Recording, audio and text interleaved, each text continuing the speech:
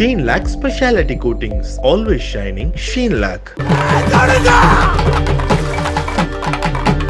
முக்கியமான டயலாக் உங்கள் வாய் மூலம் வந்து அது ரீச் இருக்கும் சார் அப்படின்னாரு. அது இப்போ பார்த்தா பயங்கர ரீச் இருக்கு. என்னமோ நான் தான் அவரை அரசியலுக்கே போக சொன்னேன்ற மாதிரி என்ன கேட்குறாங்க கேள்வி. தலைவா படத்தோட ட்ரெய்லரில் ஃபர்ஸ்ட் டைலாக் நீங்கள் சொல்லி தான் ஆரம்பிப்பீங்க. தலைவன்றது வந்து நீங்களா தேடி போகிறதில்ல, அது உங்களை தேடி வரும்னு. அது அவரை வம்பில் மாட்டி விட்டுது.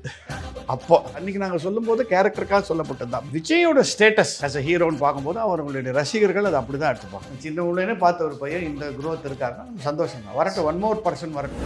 எப்படி ஒரு ஆடியோ லான்ச்சுக்கு ஒரு முன்னாடியே ஒரு ரெடி ஆகிட்டு வந்து ஒரு பேசுவாரோ அது போல தான் ஒரு பேச்சு இருக்குது. பொலிட்டிக்கலுக்காக பேச்சுங்கிறது என்ன ஊரை ஏமாத்துற பேச்சா? அடுக்கு மொழியில் பேசி கேட்டு நொந்து போல இந்தியாவில் அது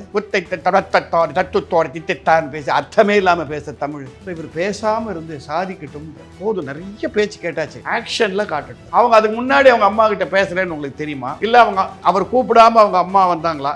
அது யாராவது சொன்னாங்களா? அவருக்கு என்ன வயசு இப்போ? 50. இன்னும் 20 வருஷம் நடிக்கலாம். அதை விட்டுட்டு வர்றாருன்னா அதோட அடிப்படை காரணம் என்னங்கிறது வீடோம். விஜய் வந்து பொறுத்த வரைக்கும் வெதர் ஹி வில் பி, நான் இப்போ ஒரு 96 எல்லாரும் ரஜினி சொன்ன மாதிரி இப்போ அவருக்கு டைம் ஆகுறது என்னால் யூகிக்க முடியும். ஏன்னா இப்போ இருக்கிற பாலிடிக்ஸ் வேறு. சம்பாதிச்சுட்டு இருக்கிறாரு எக்கச்சக்கமாக. இப்போ வந்தான்னா செலவு தான் ஜாஸ்தி, விரோதங்கள் ஜாஸ்தி. உங்கள் கேரியரில் நிறைய படங்கள் பண்ணியிருந்தாலும் ரொம்ப கரெக்டாக இந்த மாநாடு ஒரு பெரிய ஒரு அங்கமாக ஒரு சேஞ்ச், ஒரு டிஃப்ரெண்ட்டாக பார்த்தாங்க. எப்படி யுத்தம் செய்யலைன்னு ஒரு டிஃப்ரெண்ட்டாக பார்த்தது வந்து இப்போ மாநாட்டில் பார்த்து நிறைய கேரக்டர்ஸில் பண்ணுறேன். இன்ஃபேக்ட் வந்து சாருகேசி நான் பண்ணுற படங்கிறதுனால அதை பற்றி நிறையா சொன்னேன். நிறைய சின்ன டைரக்டர்ஸ்க்கு I done some beautiful characters. Okay, great. In fact Adhik ரவிக்கே நான் மார்க் ஆண்டனி பண்ணதே அருமையான ரோல். ஆமாம், ஜாஸ்தி இல்லாமல் போச்சு எடிட்டிங்னாலன்றது தப்பு தவிர. நீங்கள் பாருங்கள், இப்போ இந்த கோட் படத்தில் நான் ஒரே ஒரு சீன் தான் வரேன். ஏன்னா வெங்கட் பிரபு எப்போதும் அவர் படத்தை நான் இருக்கணுன்ற அவரோட ஆசை. அதில் என்ன சொன்னால் ஒரு முக்கியமான டயலாக் உங்கள் வாய் மூலம் வந்து அது ரீச் இருக்கும் சார் அப்படின்னாரு. அது இப்போ பார்த்தா பயங்கர ரீச் இருக்குது. ஆமாம் ஆமாம் ஆமாம். என்னமோ நான் தான் அவரை அரசியலுக்கே போக சொன்னேன்ற மாதிரி என்ன கேட்குறாங்க கேள்வி. ஓகே. அது வந்து அந்த ஒரு சீன் வந்து ஒரு ஸ்குவாட் லீடராக நான் இருந்து அந்த டீமில் இருக்கிற ஒருத்தரை உற்சாகப்படுத்துறதுக்கு நான் சொல்கிறேன் டைலாக். அது பியூட்டிஃபுல்லாக ஒர்க் அவுட் ஆகிடுச்சு. ரைட். இன்ஃபேக்ட் நீங்கள் சொன்ன மாதிரி கடைசி ஒரு வாரமாக கோட் ட்ரெய்லர் வந்ததுலேருந்து எல்லாருமே அதை பற்றி தான் பேசியிருந்தாங்க. இன்ஃபேக்ட் நீங்கள் சொல்கிற அந்த ஒரு சீனாக இருக்கட்டும், எனக்கு அப்படியே ஒரு 10 years பேக் போகணுன்னு தோணுது. என்னென்னா தலைவா படத்தோட ட்ரெய்லரில் ஃபஸ்ட்டு டைலாக் நீங்கள் சொல்லி தான் ஆரம்பிப்பீங்க. தலைவன்றது வந்து நீங்களா தேடி போகிறதில்ல, அது உங்களை தேடி வரும்னு. அது அவரை வம்பில் மாட்டி விட்டுது. அப்போ உள்ள பொலிட்டிக்கல் சூழ்நிலை வேறு. ஆமாம். இன்ஃபேக்ட் அந்த படம் அவருக்கு பொலிட்டிக்கலாக இவ்வளோ தொந்தரவுகள் அண்ட் மன உளைச்சல் ஃபேஸ் அந்த ஒரு நான் சொன்ன டைலாக்னால தான். பட் இது அப்படி இல்லையே. இது அவரை பாராட்டுற மாதிரி இருக்கு. இது கேரக்டருக்காக சொல்லப்பட்டது. அன்றைக்கி நாங்கள் சொல்லும்போது கேரக்டருக்காக சொல்லப்பட்டது தான். பட் விஜயோட ஸ்டேட்டஸ் ஆஸ் அ ஹீரோன்னு பார்க்கும்போது அவர்களுடைய ரசிகர்கள் அது அப்படி தான் எடுத்துப்பாங்க. இப்போ ரஜினி சார் நான் ஒரு தடவை சொன்னால் வருவேன், ஆனால் எப்போ வருவேன் சொல்ல அப்படின்னு சொல்லி எல்லோரும் எப்படி எடுத்துக்கிட்டாங்க. அப்போது அந்த மாதிரி தான் இன்னைக்கு டுடேஸ் விஜய் ஸ்டேட்டஸ் தட் நான் எதிர்பார்க்கல இவ்வளோ ஒரு பெரிய இது வரும் அது. ஸோ தான் அந்த சீனில் நான் சொல்ல போகிற டைலாக்ஸ் பூரா விஜய் த பாலிட்டிஷியனுக்காக சொல்லலை, விஜய்ங்கிற அந்த ரா ஏஜென்ட்டுக்காக சொன்ன டைலாக். பட் அது பியூட்டிஃபுல்லாக ஒர்க் அவுட் ஆகிருக்கு அவருக்கு. Okay, I am happy. சின்ன உள்ளே பார்த்த ஒரு பையன் இந்த குரோத் இருக்காருன்னா சந்தோஷம் தான். வரட்டும், ஒன் மோர் பர்சன் வரட்டும். Super super. அரசியலில் எல்லாருக்கும் இடம் இருக்குது. என் பொண்ணு இப்போ தான் ஒரு மீட்டிங் ஸ்பீச்சில் சொன்ன அரசியலில் எல்லாருக்கும் இடம் இருக்குது. மக்கள் தேர்ந்தெடுப்பாங்க யார் நல்ல தலைவன்ட்டு. சும்மா ஃபோர்ஸ் பண்ணி தலைவனாக வந்து உட்காந்துட முடியாது இல்லையா? நிஜமாவே அந்த டைலாக் தான். தலைவங்கிறது மக்களாக தேர்ந்தெடுக்கிறது தான். ஏன்னா இப்போ நான் நினச்சி பாருங்க சார், ஒரு 10 வருஷத்துக்கு முன்னாடி அந்த டைம் டு லீடுன்ற போட்ட ஒரே காரணத்தால் அவருக்கு அந்த படம் ரிலீஸ் ஆகிறதுக்கு அவ்வளோ பிரச்சனை வந்துச்சு. ஆனால் இப்போ வந்து ஓப்பனாக ஒரு கட்சி அறிவிச்சிருக்காரு, கொடி அறிவிச்சிருக்காரு. இப்போ அடுத்த பொலிட்டிக்ஸில் வர எல்லாத்தையும் ஓப்பனாக அறிவிச்சிருக்காரு. இப்போ இருக்கிற அரசியல் அதை பெருசாக அவங்க எடுத்துக்கல போல் இருக்கு. இது போய் போட்டி போடணும். ஏன்னா இன்னொன்று என்ன ஆகும்னா, நீங்கள் போய் அதை போட்டி போட்டு அதுக்கு முட்டுக்கட்டை போட்டிங்கன்னா அது இன்னும் பாப்புலர் ஆகிடும். ஸோ அதுவும் ஒரு ரீசன் இருக்குது. ஆமாம் ஆமாம் ஆமாம். அதர் பார்ட்டிஸ் இப்போ என்ன சொல்லுவாங்க, வரட்டுமே ஒன் மோர் ஸோ வாட் அப்படின்னு தான் இருப்பாங்க. குட், அவரும் வரட்டும், லெட்டும் ப்ரூவ். இதில் யாருக்கு சந்தோஷமோ இல்லையோ, என் பேரனுக்கு சந்தோஷம். ஏன் எதனால்? அவன் மேட் ஃபேன் ஆஃப் விஜய். என்ன அவன் நடிகன்னு ஒத்துக்கிறதே காரணம் நான் ஒரு 3-4 படம் விஜயோட பண்ணதுனால தான்.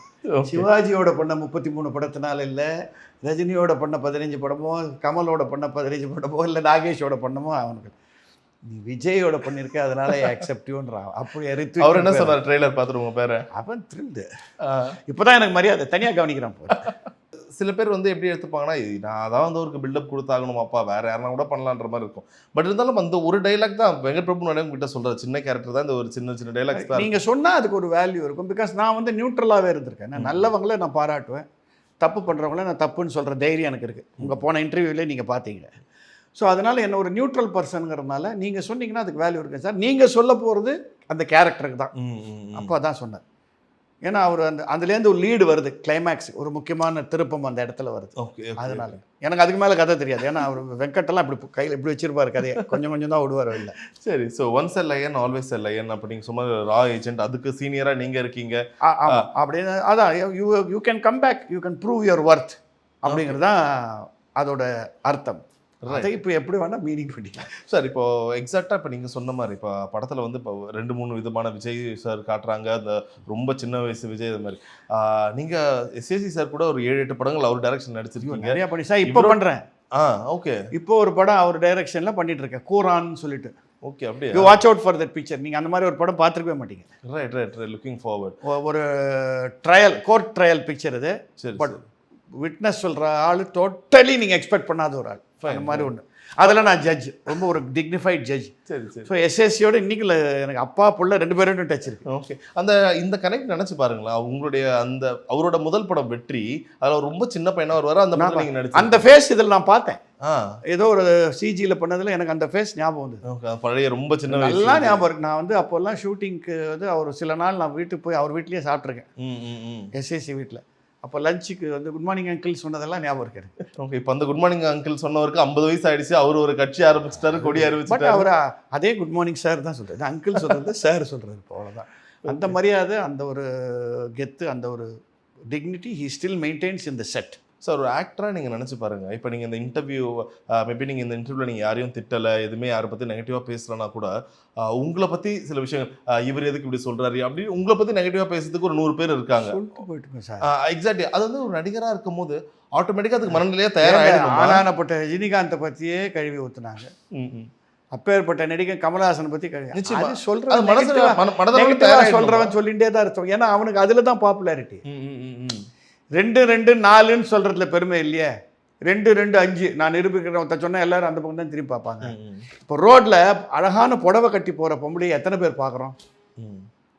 அறகுறையாக போகிற பொம்பளையை தானே பார்க்குறோம். இவனுங்கெல்லாம் அந்த அறகுறைன்னு நான் நினைக்கிறேன். அவ்வளோதான், விட்டுருங்க. தேர் எண்ட்ஸ் த மேட்டர்.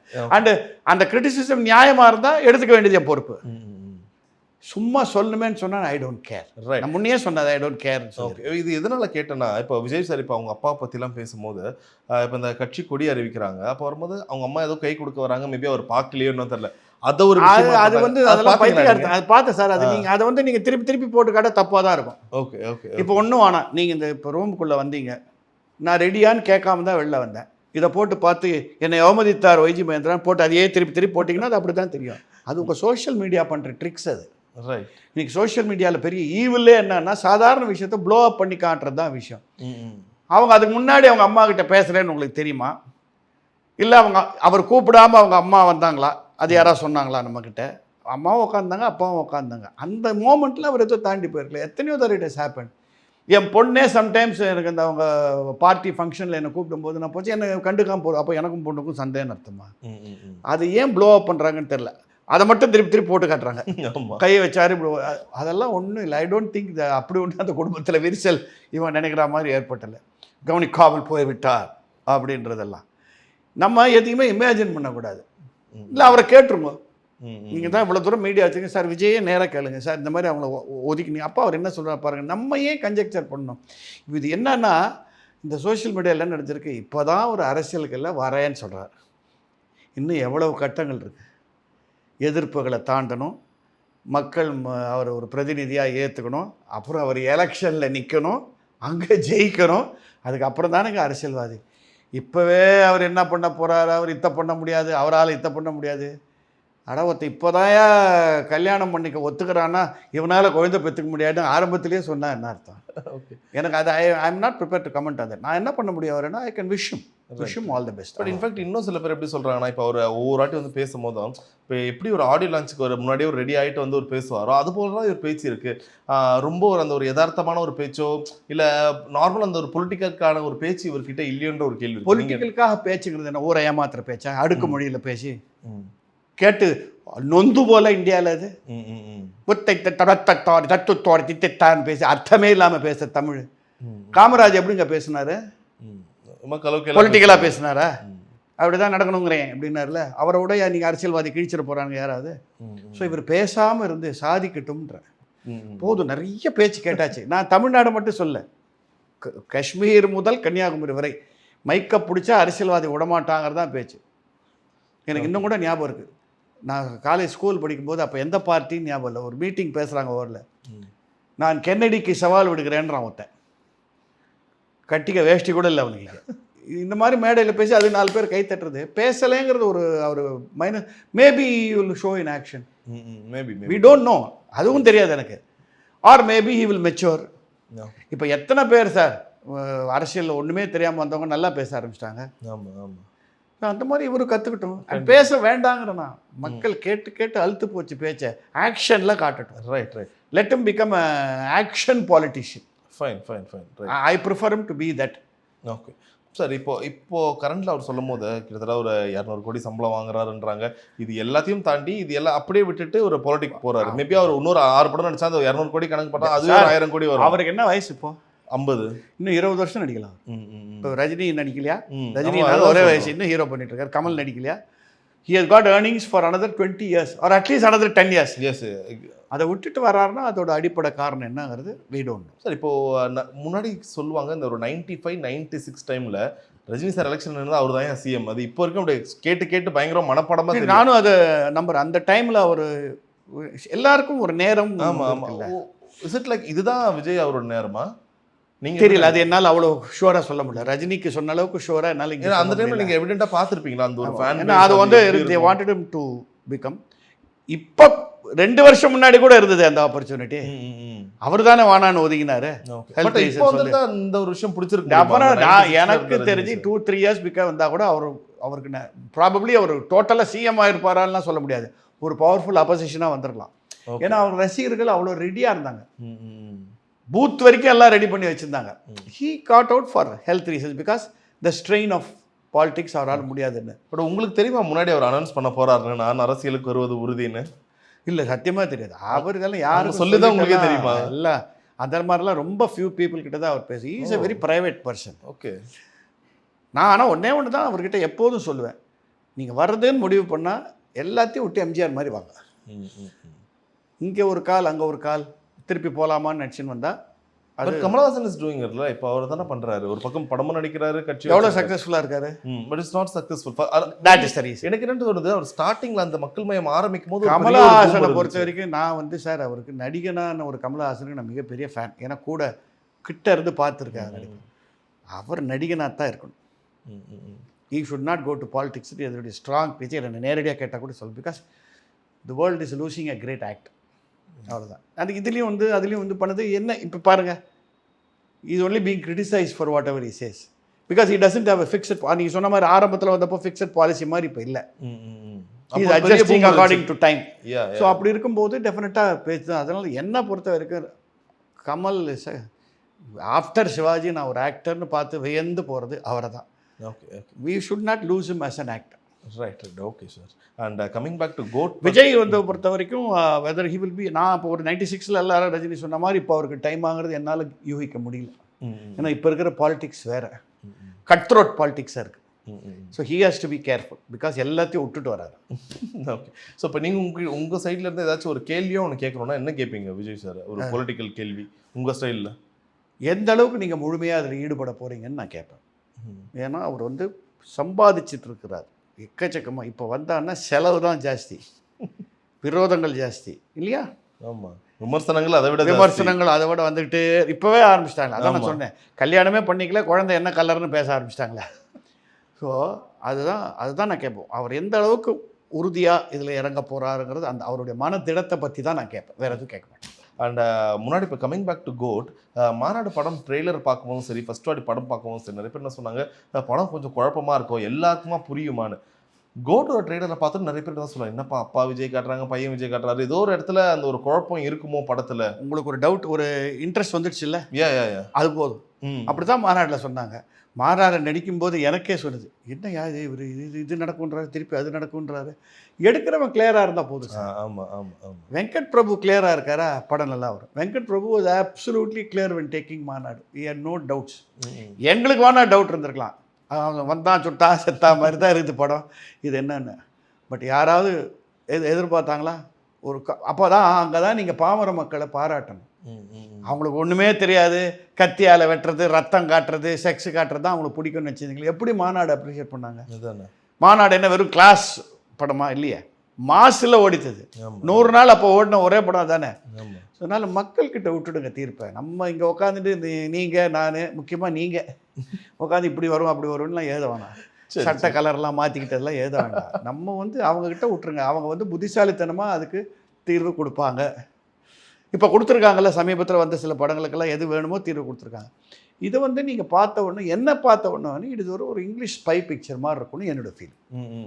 இதுதான் நான் பண்ணேன். டிப்பிக்கல் அந்த agents, spies, danger to the country, அதை காப்பாற்றுறாங்க. அதில் இவங்களுக்குள்ளே இருக்கிற எமோஷன்ஸ், ஏன்னா எமோஷன்ஸை விட மாட்டார் வெங்கட் பிரபு. அப்படி தான் இருக்கும்னு நான் ஃபீல் பண்ணுறேன். மாநாடுலேயே அவ்வளோ எமோஷன்ஸ் இருந்தது, அதெல்லாம் நமக்கு தெரியவே தெரியாதே.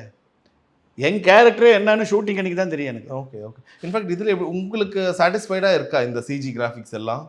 எனக்கு ஒன்றும் தப்பாக படல, அவன் எங்கே பார்த்து நல்லா தான் இருக்குது எனக்கு. ஏன்னா அந்த பழைய விஜய் நான் அப்படி தான் இருப்பேன். ஏன்னா இப்போ ட்ரெய்லரை தாண்டி ஒரு பாட்டு ஒன்று ரிலீஸ் பண்ணியிருந்தாங்க, 3rd சிங்கிள். அது ரொம்ப கிரிட்டிசைஸ் பண்ணியிருந்தாங்க நிறைய பேர். என்ன இதுக்கு அவர் நார்மலாகவும் நடிச்சிருக்கலாமே, எதனால் இந்த ஒரு சிஜி ரொம்ப? அது சொல்ல முடியாது சார். எது கிளிக் ஆகும் எது கிளிக் ஆகாது நம்ம சொல்லவே முடியாது. நான் உங்களுக்கு அதுக்கு ஒரு எக்ஸாம்பிள் சொல்கிறேன். ப்ளீஸ். முன்னாள் முதலமைச்சர் ஜெயலலிதா எங்கள் ட்ரூப் மெம்பர் தான் இல்லையா, உங்களுக்கு தெரியும், இங்கேருந்து வளர்ந்தவங்க. அப்போல்லாம் அவங்க எல்லா படத்தையும் எங்களை அழைச்சிட்டு போவாங்க. ஸோ எங்களை அழைச்சிட்டு போய் ஒரு படம் போட்டு காமிச்சாங்க. பாட்டுட்டு வெளில அப்படியே ஆர்வமாக என்ன மகேன் தான் கூப்பிடுவாங்க. ஏன்னா வி க்ரூ அப் டுகெதர். எப்படி இருக்குது படம்னு. நாங்கள் அப்போ நீங்கள் நம்ப மாட்டீங்க, அவ்வளோ க்ளோஸாக இருந்தனால இப்படி இருந்தோம். இது என்ன மாதிரி படம்லாம் பண்ணியிருக்கீங்க சிவாஜி சாரோட, இப்படி ஒரு படம், இது என்ன படம் இதுன்னு நான் சொன்னோம். இப்போ நான் அது வெளியில் சொன்னேன்னா, அந்த படம் பேரை சொன்னேன்னா என்னை அடிக்க வந்துடுவாங்க சிவாஜி ரசிகர்கள். பட்டிக்காடா பட்டணமாக சொன்னேன் நான். அப்படியா? பயங்கர ஹிட் இல்லை அந்த படம். அதுக்கு அவங்க சொன்ன பதில் என்ன தெரியுமா? This picture was not taken for you alone, I will meet you in the 25th week செலிப்ரேஷன்ட்டு ஏறி போனாங்க. கான்ஃபிடன்ஸ். அதான் ஜெயலலிதா. ஆமாம், படம் இது ப்ரிவ்யூ ஷோலி ஐ வில் மீட் யூ இந்த 25th வீக் செலிப்ரேஷன் போனாங்க. அந்த மாதிரி ஆச்சே. ஸோ நம்ம என்ன சொல்ல முடியும்? நிஜமாவே எனக்கு அந்த படம் அப்போ என்னமோ ஏன்னா நான் அப்போ அவர் ராமனத்தனை ராமனடி, ஓகே, இதில் ஒரு மாதிரி கிராமத்தா மாதிரி ரொம்ப கமர்ஷியலாக இருக்கும். என்ன பர்ஃபார்மன்ஸ், பவர்ஃபுல் பர்ஃபார்மன்ஸ். எங்கள் ஊர் ராஜா எல்லாம் பார்த்து இது என்ன யூஷுவல் ஒரு மாஸ் ஹீரோ பண்ண வேண்டிய ரோல் மாதிரி இருக்குதுன்னு நினச்சேன். பார்த்தா எங்கே இருக்குது, இன்னி வரைக்கும் கொண்டாடுறாங்க. அதோட 50வது வருஷத்தை நானே கொண்டாடினேன். என் வீட்டில் என் மனைவி பொண்ணெல்லாம் பட்டிக்காடா பட்டினமா நல்லா இல்லைன்னு சொன்னால் எனக்கு சோறு போட மாட்டாங்க. ஸோ நம்ம ஒன்றும் சொல்ல முடியாது. வாட் இஸ் இது, இதை பார்த்து இப்படியே இப்போவே அனலைஸ் பண்ணுது. படம் டோட்டலாக பார்த்துரும். சரி, let us see the picture totally. Okay. ஒரு மோசமான படம் கூட ட்ரெய்லரில் நல்லா காமிக்கலாம் தெரியுமா? அப்போ அதுக்கு என்ன சொல்கிறீங்க? ட்ரெய்லர் டாப்பாக இருக்குன்ற படம் ஊற்றிக்குதே. ஸோ நம்ம இதை வச்சு ஒன்றும் சொல்ல முடியாது. we should wait. நான் என்னை பொறுத்த வரைக்கும் it looks like a good spy பிக்சர்னு என்னோட ஃபீலிங். ஏஐல விஜயகாந்த் சார் கொண்டு வர போகிறாங்க. எனக்கு அதை பற்றி நானும் ஆர்வமாக நினச்சேன், ஏதோ இதில் வரப்போகுதுன்னு. ஐ திங்க் அதை ஒரு சீக்ரெட் பஞ்சாக வச்சுருக்காங்கன்னு நினைக்கிறேன், சீக்ரெட் வெப்பனாக வச்சுருக்காங்கன்னு நினைக்கிறேன். அது ஒரு பெரிய யூஎஸ்பியாகவும் இருக்குது. கண்டிப்பாக அதை இப்போ ட்ரெய்லரில் காமிச்சிட்டா நீங்கள் படத்துக்கு வர மாட்டீங்களே. இன்னும் த்ரிஷா அவங்களுக்கு கூட காட்டலையன்ற ஒரு வருத்தம் இருக்குது சார். உங்களுக்கு இருக்க அந்த வருத்தம்? எது த்ரிஷா கூட ட்ரெய்லரில் இல்லையே, படத்தில் இருக்காங்களா? உங்களுக்கு இருக்கிற அளவுக்கு அலைச்சல் எனக்கு இல்லை. சரி, ஓகே. நான் பப்பிமாவும் வைஜெயந்தி மாலாவையும் அழகாக பார்த்துருக்கேன், அதனால எனக்கு த்ரிஷாவை இப்போ காட்டலேன்னு வருத்தம் கிடையாது. சரி, இப்போ கரண்டில் இருக்க ஆக்ட்ரஸில் ரொம்ப அழகானவங்க யார் உங்களை பொறுத்த வரைக்கும்? Trisha is a very cute looking artist. எனக்கு ஸ்னேகாவோட ஃபேஸ் ரொம்ப பிடிக்கும். நயன்தாரா ஆஃப்கோர்ஸ் சொல்லலைன்னா உதப்பாங்க ஆடியன்ஸை. டெஃபினெட்லி இது க்யூட்லி. சார் சில பேர்லாம் நீங்கள் எப்படி சொல்கிறதுனா ஃபேஸில் லட்சணம்னு ஒன்று இருக்குது. நீங்கள் அந்த காலத்துலேயே பார்த்தீங்கன்னா கேஆர் விஜயா கிளாமர் கிடையாது, லட்சணம் இருக்கும் ஃபேஸில். அந்த மாதிரி there are lot of young heroines today who look so டார்க்காக இருந்தால் கூட. இன்ஃபேக்ட் அந்த இவரோட படம் மோகன் படம் திரௌபதியில் ஒரு ஹீரோயின் வருவாங்களா, ஆமாம் ஷீலா. அவங்க என்ன கிளாமரை பற்றி முகத்தில் ஒரு சின்ன ஆகர்ஷண சக்தி இருக்குல்ல. ஆமாம் ஆமாம். I appreciate that always. Over கிளாமரை விட I appreciate character in a face. Fine fine fine. Okay sir. So what you are looking forward GOAT? உங்களுக்கு எப்படி உங்கள் பேர பையனோட போயிடுவீங்களா ஃபர்ஸ்ட் நாள்? பேர போய் என்ன கூட்டின்னு போயிடுவான். விடுவான்னு நினைக்கிறீங்களா? அப்படி நான் வரமாட்டேன்னு சொன்னால் போடான்ட்டு போயிட்டு என்னோட 2ஆம் தரம் 3ஆம் தரம் வருவான். அவங்க இன்ஃபேக்ட் வந்து அந்த ஷூட்டிங்க்கு என்னோட வந்தான். ஓ அப்படியா? மீட் பண்ணாரா? மீட் பண்ணி Vijay was so nice to him. நிறைய ஃபோட்டோஸ் எல்லாம் எடுத்துட்டார். பட் ஒரே ஒரு கண்டிஷன் போட்டார், படம் ரிலீஸ் ஆனப்பறம் தான் ஃபோட்டோவை தருவேன். அவன் அதுக்காகவே வெயிட் பண்ணுறான். சீக்கிரம் படம் ரிலீஸ் ஆகிடக்கூடாதா, அந்த ஃபோட்டோ எனக்கு கிடைக்கணுமே. அப்புறம் you share it with your friends E told. Okay so they have been very correct. Okay. நீங்கள் முன்னாடி அண்ட் அன்றைக்கி do as I told it very nice to meet. அன்றைக்கி பிரபுதேவா ஓல்டு ஃப்ரெண்ட், எனக்கு அவங்க அப்பா old friend. Prashanth I know him as a little boy. His father is a close friend.